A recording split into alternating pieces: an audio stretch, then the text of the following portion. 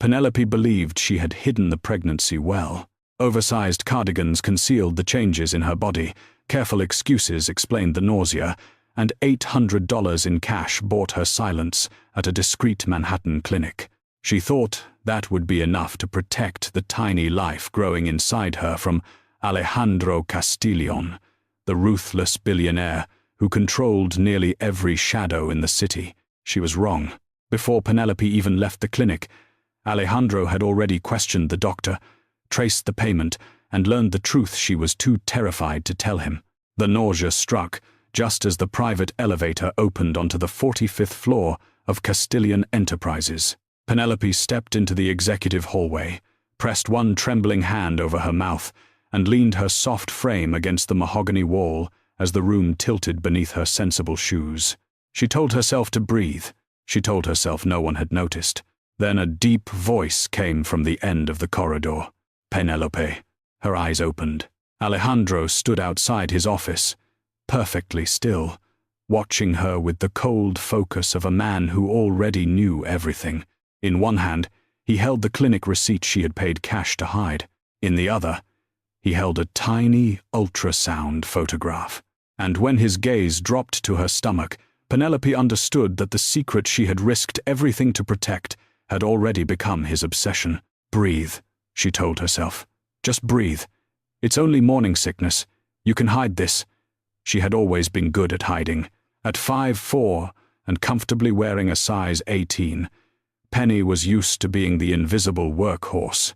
She hid her soft, thick thighs and plush stomach beneath loose, formless wool trousers and oversized, uncranking, chunky knit sweaters that swallowed her curves. In the high-stakes, razor-thin world of Manhattan corporate royalty, which was nothing but a glittering glass-paneled front for the Castiglione crime syndicate, women looked like runway models. They were sharp, angular, and ruthless. Penny was soft, round, and chronically apologetic. And yet, for the past 4 years, she had been the indispensable right hand to Alejandro Castillion, the boss. Pushing herself off the wall, Penny hurried to her desk just outside his towering double doors. She dropped her faux leather tote bag onto her chair and immediately reached for the roll of peppermint lifesavers she kept stashed in her top drawer. She popped one into her mouth, hoping the sharp mint would quell the churning in her stomach and mask the sour scent of her anxiety. It had been exactly 9 weeks since the night that ruined her carefully constructed invisible life. 9 weeks since the annual charity gala at the Pierre Hotel. Alessandro's rival, a brutal lone shark operating out of the Bronx, had crashed the event. A subtle, terrifying standoff had occurred near the cloakroom. Penny had been caught in the crossfire, shoved against a marble pillar. Terrified out of her mind, Alessandro had intervened. His presence alone, a dark, suffocating violence that sent the rival running. Afterward, the adrenaline had completely stripped away Alejandro's icy, professional exterior. He had taken her back to his penthouse on Park Avenue to ensure she was safe.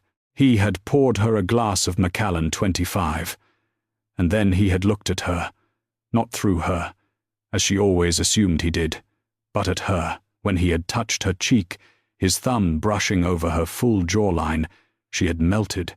That night, the ruthless Mafia boss hadn't wanted a supermodel. He had wanted her.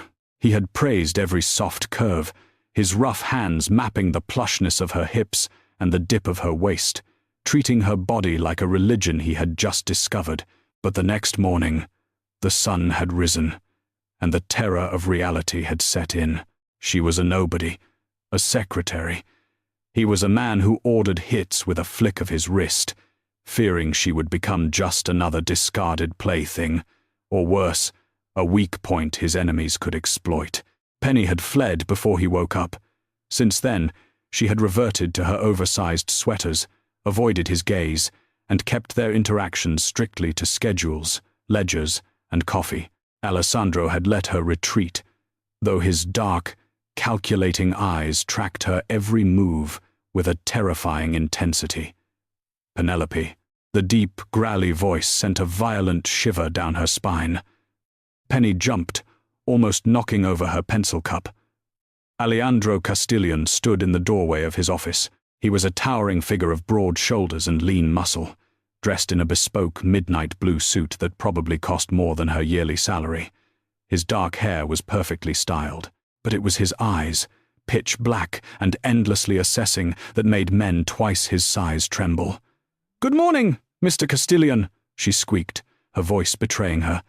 She immediately cleared her throat. "I have the finalized shipping manifests for the Brooklyn ports. The special imports from Palmo cleared customs at 3 a.m. Alejandro didn't look at the files. She was nervously tapping against her desk. He was looking at her.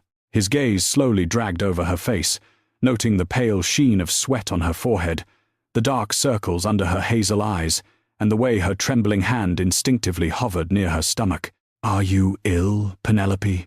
he asked softly. The tone was dangerous. Alejandro Castillion did not do soft unless he was laying a trap. "No, sir," she lied quickly, forcing a tight smile. "Just didn't sleep well." "I'll get your espresso." "I don't want espresso," he murmured, taking a slow step toward her desk. The sheer gravity of his presence seemed to suck the oxygen out of the room. He braced his large ringed hands on the edge of her desk, leaning in. Penny instinctively leaned back, her heart hammering against her ribs. "You've been drinking chamomile tea for 2 weeks," Alejandro noted, his voice a low rumble. "You stopped drinking your usual iced lattes. You flinch when Lorenzo brings the garlic-heavy pasta from the deli downstairs, and you are hiding behind a sweater that could house a small family despite the fact that it is 72 degrees in this office." Penny's breath hitched. "He notices everything. He's a predator. Of course, he notices. I'm trying a new diet," she blurted out, the lie tasting like ash in her mouth. She gestured vaguely to her plump figure. "You know, trying to slim down." A flash of genuine anger darkened Alejandro's eyes, so fast she almost missed it. "You don't need a diet," he stated coldly. "You need to tell me the truth." "That is the truth," she whispered, looking down at her hands. "I have a lunch appointment today, actually, just running some errands." Alejandro stared at the crown of her head for a long, suffocating moment. Then he stood up to his full height, adjusting his cuffs. "Take all the time you need for your errands, Penelope. But remember, I don't like being lied to. It makes me paranoid, and you know what happens to people who make me paranoid." With that, he turned and walked back into his office, leaving the door open just an inch. Penny exhaled a shaky breath, her hands trembling so hard she could barely grip her mouse. She had to get out of here. She had to confirm what the plastic stick in her bathroom had told her, and then she had to disappear. At 12:15 p.m., Penny slipped out of the towering glass skyscraper, wrapping a thick camel-cold trench coat tightly around her plush body. The biting October wind off the Hudson River whipped at her brown hair, but she barely felt the cold. Her mind was a chaotic storm of fear and logistics. She didn't take an Uber, knowing that Alejandro had full access to her corporate card and app history. Instead, she walked 3 blocks to the subway, paying for a Metro card with a crisp $20 bill. She took the train to the Upper East Side, getting off at 68th Street. She walked another 4 blocks, making sure to blend in with the busy crowds of tourists and professionals, completely unaware of the sleek black Mercedes SUV that was trailing her from 2 avenues away. Inside the SUV sat Leo Rossi, Alejandro's head of security and most trusted enforcer. Leo was a man made of scars and silence.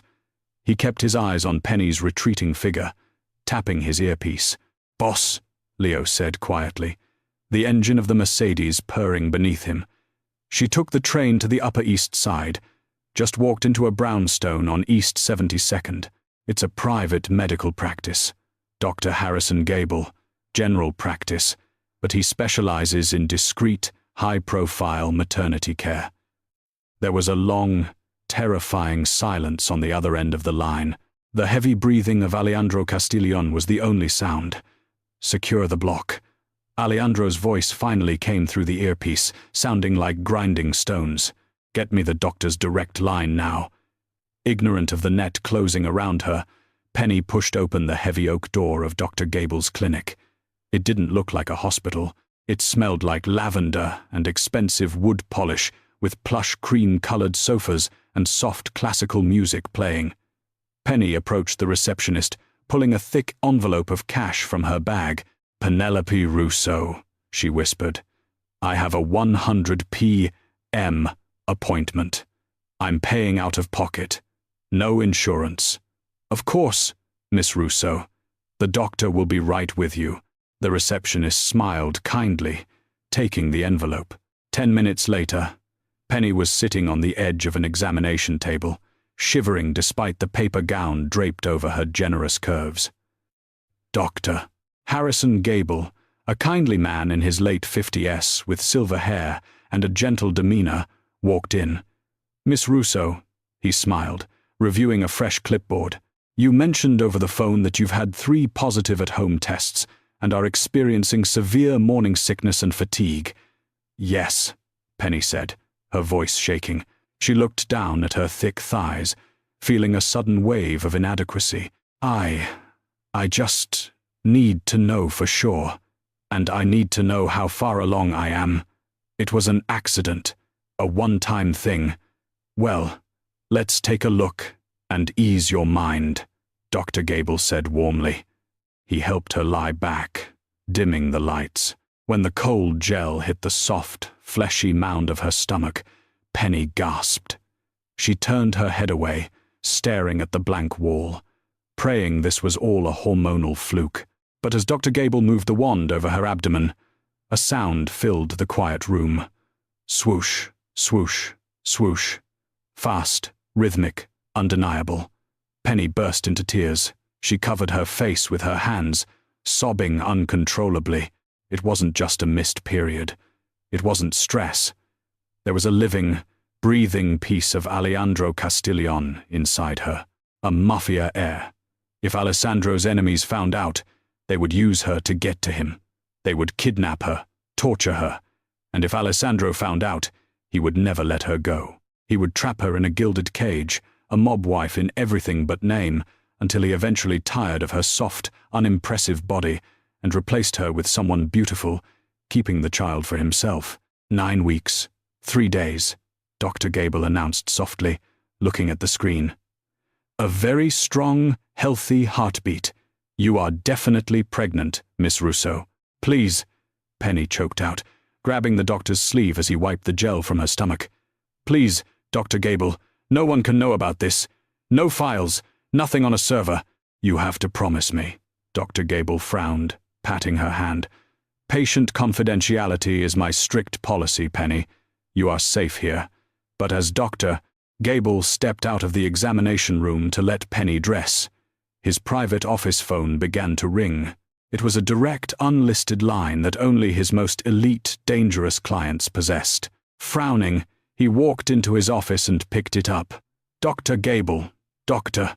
A dark velvet smooth voice purred through the receiver. The doctor's blood ran cold. He knew that voice. Everyone in New York's shadow economy knew that voice. "Mr. Castillion," Dr. Gable stammered, pulling the blinds of his office window down instinctively. "To what do I owe the pleasure? I didn't think any of your associates were due for checkups." "They aren't," Alejandro said. The calmness in his voice was far more terrifying than rage. "But a woman just walked into your clinic. Brown hair, wearing a trench coat. Frightened. Her name is Penelope Rousseau." Dr. Gable swallowed hard, glancing at the closed door of the examination room. "Mr. Castiglione, you know I cannot confirm or deny. Save the ethics lecture for the medical board." "Harrison," Alessandro interrupted, his tone shifting from velvet to steel. "That woman works for me. More importantly, she belongs to me. I know why she's there. I just want you to confirm what I already suspect. If you lie to me, I will have Leo Rossi burn your beautiful little Upper East Side clinic to the ground with you inside it." A drop of sweat rolled down Dr. Gable's temple. He had built his life on discretion. But Castiglione was the devil incarnate. "You don't say no to the devil. "She is 9 weeks pregnant, Mr. Castiglione," Dr. Gable whispered, his moral compass snapping under the weight of sheer survival. "The fetus is healthy." A heavy exhale echoed through the phone. It sounded almost like relief. "Print her ultrasound. Give her a copy. Give her whatever vitamins she needs," Alejandro ordered, his voice suddenly thick with an unrecognizable emotion. "Do not tell her we spoke. Do not let her know I am aware. I will handle her myself. And Harrison. Yes, if she ever misses an appointment or if you ever make her feel uncomfortable about her size, I will pull your tongue out through your throat. Am I understood?" "Crystal clear, sir." The line went dead when Penny emerged from the examination room 10 minutes later, clutching a small paper bag of prenatal vitamins and a tiny black and white sonogram photo hidden in the depths of her purse. "Doctor," Gable gave her a strained smile. "Take care of yourself, Miss Russo. I'll see you in 4 weeks." "Thank you, Doctor," Penny breathed, feeling a false sense of security wash over her. She had done it. She was safe. She just needed a few weeks to quietly pack up her apartment, drain her savings, and buy a bus ticket to somewhere small in the Midwest, Omaha, maybe, or a quiet town in Iowa. She would raise this baby in peace, far away from the blood and bullets of New York. She walked out of the clinic, hailed a yellow cab, and headed back to the Castiglione building, utterly blind to the black SUV that escorted her taxi all the way down Lexington Avenue. The bullpen of the 45th floor was eerily quiet when Penny stepped out of the elevator at 2:15 p.m. Usually, the phones were ringing off the hook. Analysts were shouting across desks, and Alessandro's underbosses were pacing the halls, smoking cigars despite the building's strict regulations. But today, it was dead silent. The trading desks were empty. The reception area was deserted. Penny's heart immediately leapt into her throat, her thick thighs rubbed together anxiously beneath her wool trousers as she slowly walked toward her desk. Sitting on top of her keyboard was a single white porcelain teacup. Steam was rising from it, carrying the sharp, spicy scent of fresh ginger. Penny stared at the tea. She hadn't asked anyone to make it. In fact, she was the one who made the tea around here. "Come in, Penelope." The voice boomed from the open double doors of Alejandro's office. It wasn't a request. It was an executioner's summons. Clutching her purse to her chest like a shield, Penny grabbed the teacup and slowly walked into the lion's den. Alejandro was sitting behind his massive custom-built obsidian desk. The afternoon sun filtered through the floor-to-ceiling windows behind him, casting his sharp aristocratic features in shadow. He had taken his suit jacket off, his white dress shirt rolled up at the forearms, revealing the dark ink of the Sicilian Mafia tattoos winding up his skin. "Close the door behind you," he commanded softly. Penny kicked the heavy oak door shut with her heel. It clicked into place with a sound of utter finality. "How was your lunch appointment?" Alessandro asked, leaning back in his leather executive chair. He steepled his fingers, his dark eyes tracking her every tremble. "It was fine," she choked out, standing awkwardly in the center of the vast room. She felt so massive, so clumsy in this sleek architectural space. She tugged at the hem of her oversized sweater, trying to hide the soft curve of her belly. "Just had to run to the bank." "The bank," Alejandro repeated, tasting the lie. He nodded slowly. "Did you make a large withdrawal?" "Are you planning a trip, Penelope?" No, sir. Just routine stuff." Alejandro stood up. The languid grace of a predator stalking its wounded prey. He walked around the desk, closing the distance between them. Penny's breath quickened. The scent of him, sandalwood, expensive tobacco, and pure concentrated power overwhelmed her senses. He stopped mere inches from her. She had to tilt her head back to look at him. His eyes were devoid of their usual coldness. Instead, they burned with a possessive territorial fire that made her knees weak. "Drink your tea," he ordered softly, glancing at the cup trembling in her hands. "I'm not really thirsty." "Drink it, Penny," he said, his voice dropping an octave, slipping into a commanding velvet purr. Ginger is good for nausea, specifically morning sickness. The teacup slipped from Penny's numb fingers. It shattered against the hardwood floor, hot ginger tea splashing onto Alejandro's polished Oxfords. But he didn't even flinch. Penny stumbled backward, a gasp ripping from her throat. Her hands flew to her mouth, tears instantly welling in her eyes. How? How? Alejandro chuckled, but there was no humor in it. It was a dark, dangerous sound. He reached into his trouser pocket and pulled out his phone. With a swipe of his thumb, he turned the screen toward her. It was a live feed of the CCTV camera from outside Dr. Harrison Gable's clinic on East 72nd Street. "You are a brilliant secretary, Penelope," Alejandro murmured, stepping forward to trap her against the edge of the leather sofa. "Your logistical skills are unmatched. You balance my books. You organize my shipments. You keep the feds off my back with your flawless paperwork. But you are a terrible liar. And you are a fool if you thought you could walk around this city carrying my blood without me knowing." "Please," Penny sobbed, the dam finally breaking. She shrank into herself, her plump shoulders shaking, trying to make her large body as small as possible. "Please, Alejandro, I didn't want to trap you. I know I'm not like the women you date. I'm just your secretary. I was going to leave. I was going to quit and go away. I swear I wouldn't bother you." Alejandro's hands shot out. He grabbed her thick, soft waist, pulling her flush against his hard, muscular frame. Penny gasped at the forceful contact. He didn't handle her with disgust. His large hands gripped her plush hips with a possessive, desperate strength, his thumbs pressing into the softness of her stomach through the thick wool of her sweater. "Never!" he snarled, his face inches from hers, his breath hot against her tear-stained cheek. "Never say that again. You think I care about those plastic starving socialites? You think I want a woman who breaks when the wind blows?" "I tasted you, Penny. I felt how soft, how perfect you are.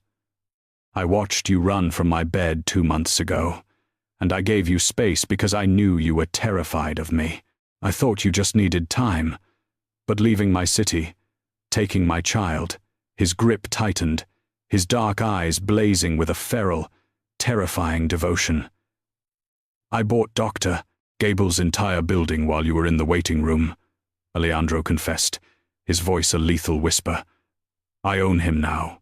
I own the block you walked on. I own the trains you rode. You are carrying the heir to the Castillion family. You aren't going to the Midwest, Penelope.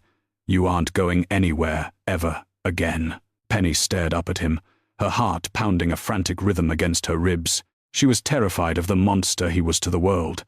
But the way he was looking at her, like she was the most precious, vital thing he had ever possessed, ignited a confusing, dangerous warmth deep in her chest.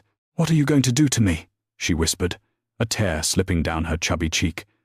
Alejandro reached up, his rough, calloused thumb gently wiping the tear away. His expression softened, the ruthless Mafia dawn melting away to reveal a fiercely protective man. "I'm going to marry you," he stated, as if it was already written in stone. "I'm going to take you home. I'm going to strip you out of these ugly, oversized clothes you hide in. And then I'm going to spend the next 7 months worshipping the body that is growing my child." He leaned down, pressing his lips to the shell of her ear, his voice a dark vow. "Try to run from me again, mia dolcezza, and I will burn the whole world down just to find you." Alessandro did not let her go back to her desk. He didn't even let her pick up her purse from the floor where it had fallen. Instead, he wrapped his heavy wool overcoat around her trembling plush shoulders, shielding her from the prying eyes of the few executives lingering in the outer hallways, and escorted her directly to his private elevator. "My things," Penny stammered, her heart fluttering like a trapped bird in her chest as the elevator plummeted toward the underground garage. "Alejandro, my apartment. I have a life. I have bills. I have handled," Alejandro said simply. He stood beside her, radiating a heat that seemed to seep straight through his coat and into her bones. "Leo is at your apartment in Atoria right now. He's packing whatever sentimental items you want to keep. The rest is being disposed of. The lease is already broken." Penny's mouth fell open. "You can't just erase my life in 10 minutes. I am the head of the Castiglione family. Penelope. I can erase a city block in 10 minutes, he replied, his voice dangerously calm. He turned his head, his dark eyes locking onto hers. "Your life as a struggling invisible secretary is over. Your life as my wife and the mother of my heir begins right now. You will never want for anything. You will never pay a bill, and you will never hide in the shadows again." When the elevator doors chimed open in the private underground garage, Leo Rossi was already waiting beside a bulletproof Bentley Mulsanne. He didn't say a word, just opened the rear door with a respectful nod. Penny slid into the buttery leather interior, feeling entirely out of her depth, her thick thighs pressed against each other, her hands nervously folding over the small curve of her stomach. Alejandro slid in beside her, his massive frame taking up the majority of the space, his knee intentionally brushing against hers. They didn't drive to his Park Avenue penthouse, the one she had fled from 9 weeks ago. Instead, the Bentley glided toward the ultra-exclusive, fortress-like high-rises of Tribeca. They pulled into a subterranean garage at 56 Leonard Street. The Park Avenue residence was too accessible, Alejandro explained, sensing her confusion. "This building is impenetrable. Private security, dedicated elevator, reinforced glass. No one comes up unless I personally authorize it." Penny felt the cold dread of reality sinking in a gilded cage. "He built me a gilded cage while I was at the doctor's office." When they stepped into the penthouse, Penny's breath caught in her throat. It was sprawling, a masterpiece of modern architecture with floor-to-ceiling windows overlooking the glittering Manhattan skyline. But what caught her attention wasn't the priceless artwork or the sweeping views. It was the absolute, undeniable proof of Alessandro's obsession. Scattered across the massive kitchen island were brochures from elite private preschools, catalogues for custom nurseries, and a direct-line phone with a label reading Dr. Gable Emergency. "Come here," Alessandro murmured, taking her hand and leading her down a long, dimly lit hallway toward the master suite. He pushed open the doors to a massive walk-in closet. Penny gasped. The space, which was larger than her entire queen's apartment, was filled with clothes, but they weren't the sharp, angular designer pieces meant for sample-sized models. Rows upon rows of custom silk dresses, cashmere loungewear, and tailored coats hung from velvet hangers. There were labels from Bergdorf Goodman, custom maternity wear from European designers, and a massive section of lapel lingerie. And every single piece was perfectly tailored to a size 18. You bought these?" she whispered, running a trembling hand over a deep emerald silk robe. "I had my personal shoppers raid every boutique in the city the moment my surveillance flagged your browser history. Looking up prenatal vitamins last week," Alejandro confessed smoothly, wrapping his strong arms around her thick waist from behind. He pulled her flush against his chest, burying his face in her neck. "I told them to throw out anything that wasn't designed to worship a woman with real curves." Penny squeezed her eyes shut. "I'm fat, Alessandro. I'm soft and I'm clumsy and I'm not Mafia wife material. You could have any supermodel in New York. Why me? Why are you doing this?" Alejandro spun her around so violently it made her gasp. His hands gripped her wide hips, his thumbs pressing into the plushness of her thighs. "Do not ever insult my woman again," he growled, his eyes blazing with a feral intensity. "I am surrounded by sharp, starving, ruthless people all day. I deal in blood and concrete. You think I want to come home to a woman made of sharp angles and ambition?" He pushed her backward until the back of her knees hit a velvet ottoman in the center of the closet, forcing her to sit. He dropped to his knees in front of her, a man who bowed to no one, kneeling at her feet. "I want soft," Alessandro declared, his rough hands tracing the heavy curve of her calves, pushing her oversized trousers up to bare her skin. "I want lush. I want a woman who looks like a Renaissance painting. I watched you for 4 years, Penelope. I watched you hide this incredible, abundant body under ugly sweaters. You are the only soft thing in my dark, violent world. And you are mine." He pressed a fierce, open-mouthed kiss to her plush stomach, right over the thick wool of her sweater. Penny shattered. A sob tore through her throat, and she ran her fingers into his dark, styled hair. For her entire life, her size had been a source of shame, a reason to be overlooked. To Alejandro Castillion, it was a religion. "I'm scared," she whimpered. "I know," Alejandro whispered, pressing his forehead against her stomach, listening to the flutter of the life inside her. "But you will never be scared of me, and I pity the man who ever tries to make you scared of anything else." 3 weeks later, the secret was out. The underground marriage of Alejandro Castillion to his painfully shy, overweight secretary had sent shockwaves through the New York syndicates. To the public, it was a whirlwind corporate romance filed quietly at City Hall. But to the 5 families, it was a massive vulnerability. A Mafia Dawn did not marry for love. He married for alliances, for bloodlines, for territory. Marrying a civilian, nobody was an insult to the delicate balance of power. Alejandro knew he had to squash the whispers before they turned into a roar. He had to present Penny to his capos and his allies, not as a weakness, but as the untouchable queen of his empire. The private dinner was held in the back room of a legendary, heavily guarded Italian restaurant in East Harlem, a place closed to the public and notoriously operated by the syndicate. The room smelled of rich marinara, roasted garlic, and the expensive cigar smoke of 20 dangerous men. Penny stood outside the heavy mahogany doors, clutching Alessandro's arm. Her heart was beating so fast she thought she might faint. She was no longer hiding behind oversized cardigans. Tonight, Alessandro had dressed her for war. She wore a custom-made deep burgundy wrap dress that hugged every thick curve of her body, the silk plunging at her heavy breasts and cinching tightly at her waist, just above the tiny, barely there bump of her 1-2-week pregnancy. A diamond necklace worth more than a small island rested against her collarbone. Her brown hair was blown out in voluminous waves. She looked expensive, she looked powerful, but inside, she was terrified. "Breathe, Mia Regina," Alessandro murmured, brushing his knuckles against her flushed cheek. "They are wolves, but I am the monster that keeps the wolves in line. Keep your head high. Let them look. But remember, they answer to me." He pushed the doors open. The raucous laughter in the room died instantly. 20 pairs of cold, calculating eyes snapped to the entrance. The men in the room were murderers, extortionists, and thieves wearing bespoke suits. They stared at Alessandra, and then their eyes drifted to Penny. Penny felt the weight of their judgment.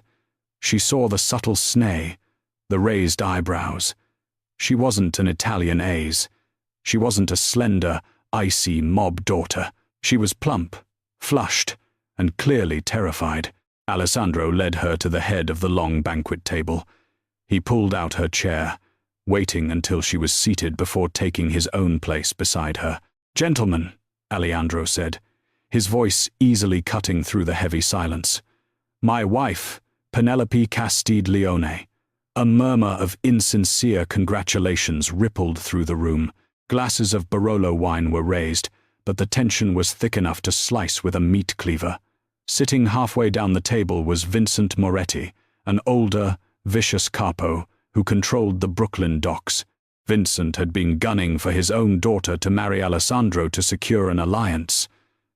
The sight of Penny, a soft, unremarkable secretary, clearly boiled his blood. Vincent leaned back in his chair, swirling his wine. "Congratulations, boss. Truly, though, I must admit, it's a surprise. We all thought you'd choose someone with a bit more pedigree. No offense to the new Mrs. Castillion, but she doesn't exactly look like she's built to survive our world. Seems like she's built for comfort rather than speed." The table went dead silent. A few men subtly shifted their chairs backward, anticipating the blast radius. Penny's face burned hot with humiliation. She looked down at her plate, her fingers curling tightly into her napkin. It was exactly what she had feared. She was an embarrassment to him in this world. Alessandro didn't yell. He didn't slam his fists on the table. He calmly picked up his silver steak knife, admired the edge of the blade in the dim lighting, and then stood up. The languid grace of his movement was terrifying. He walked slowly around the table, his footsteps echoing on the hardwood floor, until he was standing directly behind Vincent Moretti. Vincent gulped, a bead of sweat tracing down his wrinkled temple, though he tried to maintain his smug composure. "Vincent," Alejandro whispered, his voice dangerously soft. "You have known me since I was a boy. You know how I operate. You know that I do not leave things to chance, and I do not make mistakes." "Just an observation, boss," Vincent stammered. "An observation," Alejandro repeated in a blur of motion too fast to track. Alejandro's hand shot out. He grabbed a handful of Vincent's silver hair, yanking his head back violently, and slammed the steak knife down, burying the blade directly into the heavy oak table, trapping Vincent's silk tie against the wood. Several men jumped to their feet, reaching into their jackets, but Leo Rossi and Alessandro's guards instantly drew their weapons, aiming at the room. "Sit down!" Alejandro roared, the sound vibrating with raw, unhinged violence. The men slowly sank back into their chairs, raising their hands in surrender. Alejandro leaned down, his face inches from Vincent's terrified eyes. "You look at my wife and you see comfort. I look at my wife, and I see the only reason I don't burn this entire city to the ground. She is the mother of the Castillion heir. Her body is sacred. Her softness is the only mercy I possess. You disrespect her. You disrespect my bloodline." He twisted the handle of the knife, pinning Vincent closer to the table. "If anyone in this room," Alejandro announced, his pitch-black eyes scanning the terrified faces of his carpals, "ever looks at my wife with anything less than absolute reverence, if anyone ever makes a comment about her size, her background, or her capability, I will not just kill you, I will dismantle your families. I will erase your names from this earth. Is that understood?" "Understood, boss." A chorus of shaky voices replied immediately. "Vincent," Alejandro whispered, pulling the knife free and violently shoving the man's head forward. "Did you hear me?" "Yes, boss." "My apologies to the Queen." Vincent choked out, rubbing his throat. Alejandro tossed the knife onto the table. He straightened his cuffs, his chest heaving, before turning his gaze back to Penny at the head of the table. Penny was trembling, but as she looked at Alessandro, this terrifying, beautiful monster who had just subjugated the most dangerous men in New York just to protect her honor, something inside her shifted. The shy, invisible secretary died in that chair. In her place, a new woman took a breath, a woman who realized she wielded the ultimate power over the city's most ruthless king. Alejandro walked back to her side, his eyes searching hers for fear or disgust. But Penny didn't look away. Instead, she reached out her soft, plump hand and rested it over his large, scarred knuckles on the table. "Thank you, husband," she said, her voice clear and steady, ringing out through the silent room. A dark, triumphant smirk played on Alejandro's lips. He brought her hand to his mouth, kissing her knuckles while maintaining eye contact with the room. "Eat, gentlemen," Alejandro commanded, taking his seat. "We have an empire to run." The sweltering July heat of New York City baked the asphalt outside Mount Sinai Hospital, but inside the ultra-exclusive private VIP maternity wing on the 11th floor, the air was crisp, cool, and smelled faintly of expensive orchids. At 34 weeks pregnant, Penny was a vision of maternal abundance. Her belly was massive, stretching the fabric of her blush-pink cashmere maternity dress, her thick thighs aching under the new weight, her breasts heavy and full. To the world, she was a target.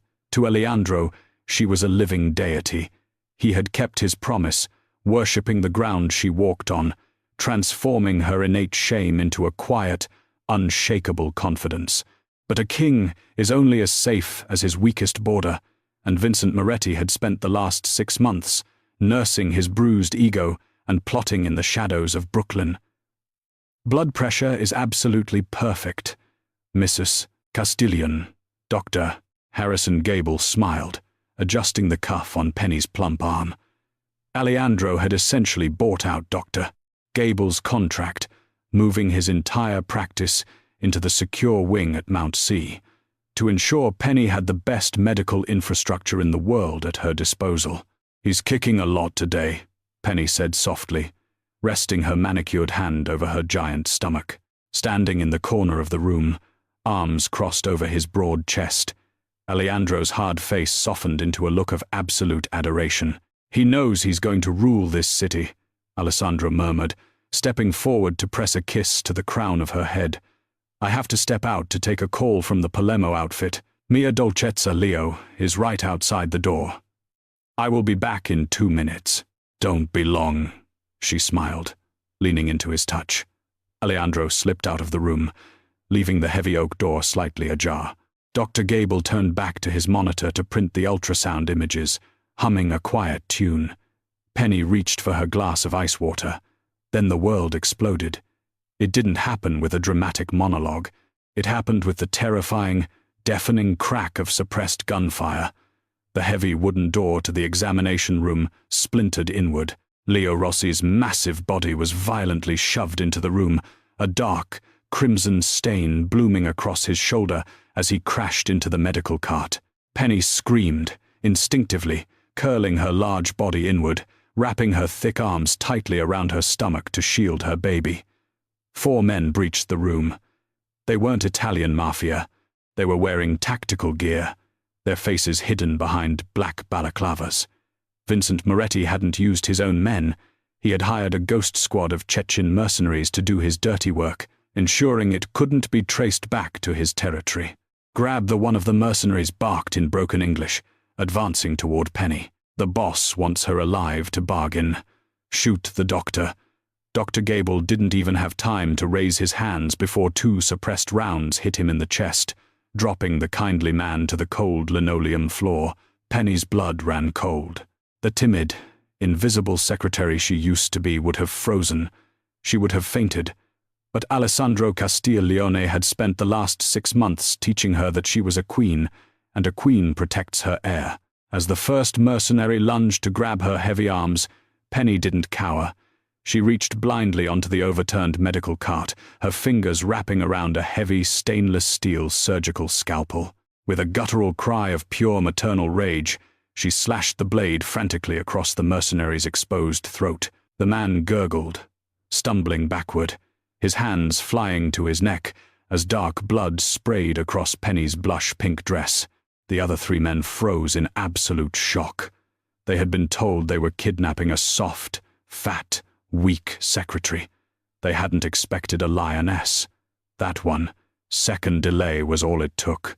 A shadow moved in the doorway, so fast and so violent, it barely looked human. Alejandro Castillion entered the room, not as a businessman, but as the apex predator of the New York underworld. He didn't use a gun.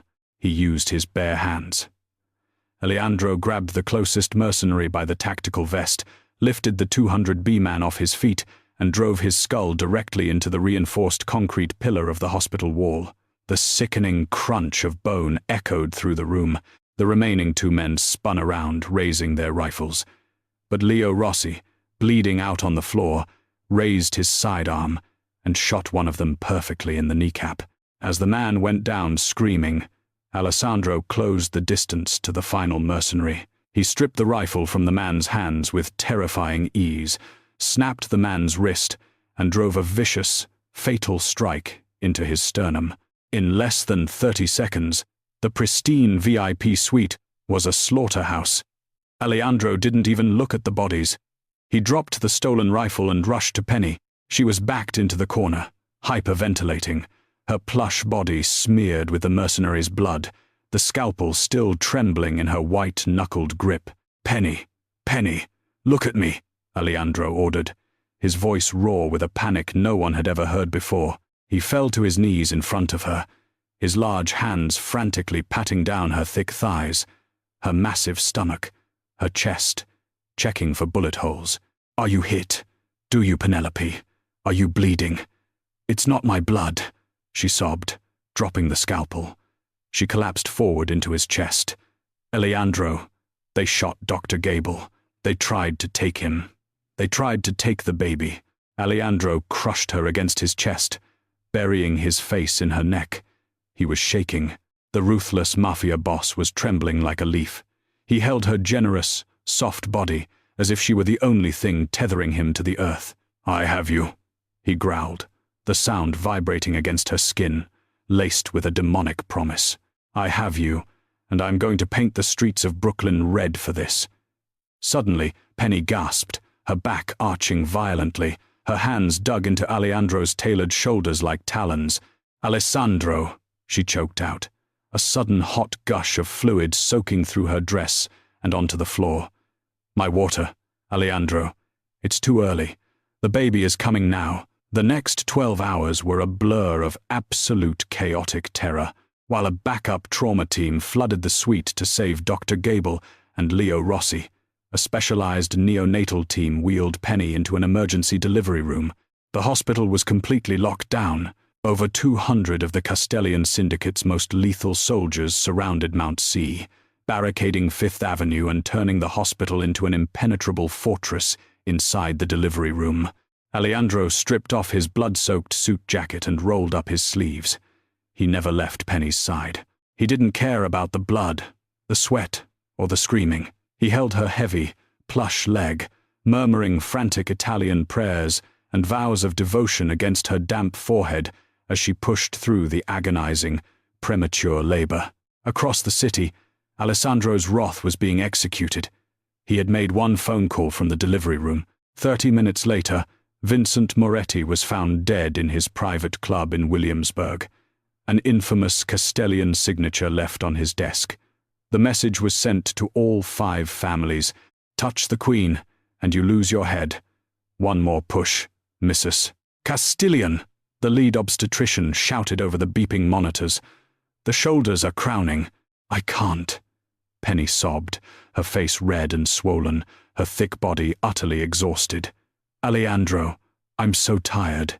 "Look at me," Alessandro commanded fiercely, gripping her cheeks with his large hands, forcing her to meet his dark, burning eyes. "You are the strongest thing I have ever known. You fought off a killer to protect our son. You are a Castillion, Penelope. Push for me. Give me our son." With a primal, earth-shattering scream, Penny bore down one final time. The room fell deadly silent for 2 agonizing seconds, followed immediately by the piercing, beautiful wail of a newborn baby. Penny collapsed back against the pillows, sobbing uncontrollably. "He's beautiful," the doctor announced, quickly cleaning the infant. "A little early, but his lungs sound incredible. A very strong baby boy." The nurse wrapped the tiny, squalling infant in a soft blanket and walked over, handing him not to Penny, but to Alessandra, the ruthless, terrifying mob boss, a man who had ended a bloodline an hour prior without blinking, stared down at the tiny, fragile bundle in his massive tattooed arms. Tears, real hot tears, spilled over his dark lashes and ran down his sharp cheekbones. He fell to his knees beside Penny's hospital bed, resting the baby against her soft, heaving chest. "Look what you made me do." Alessandro wept, pressing his lips to Penny's damp hair, his voice breaking completely. "Look at our perfect boy." Penny looked down at the tiny face, a perfect blend of her softness and Alessandro's sharp features.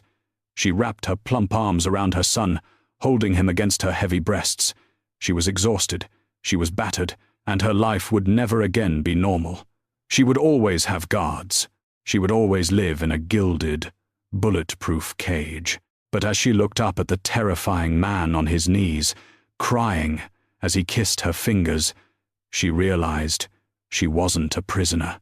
She was the center of his universe. She was the absolute ruler of the man who ruled the city. "What do we name him?" Penny whispered, exhausted, but radiant. Alessandro looked at the mother of his child. The fat, beautiful, incredibly brave woman who had completely dismantled his cold heart. "Leo," Alessandro decided softly, honoring the man who had taken a bullet for her. "Leo Castiglione, the future king of New York." Penny smiled, pulling Alessandro down by the collar of his ruined shirt to capture his lips in a fierce, breathless kiss. "Long live the king," she whispered against his mouth. Alejandro kissed her back, his large hand gently resting on her soft, abundant waist. "And long live the queen." Penny's journey from an invisible, insecure secretary hiding her plush figure in oversized sweaters to a fearless mafia queen who would bleed to protect her family proves that true power doesn't come from fitting into a mold. It comes from embracing exactly who you are. Alessandro didn't just love her despite her size. He worshipped her for it, building an empire where her softness became his ultimate strength, and their child became a symbol of unyielding devotion. Did you love Penny and Alessandro's intense, high-stakes romance? What was your favorite plot twist in this mafia drama? Let us know in the comments below. Don't forget to like this video, share it with your fellow romance lovers, and subscribe to our channel for more thrilling original audio stories. Hit the bell icon so you never miss a new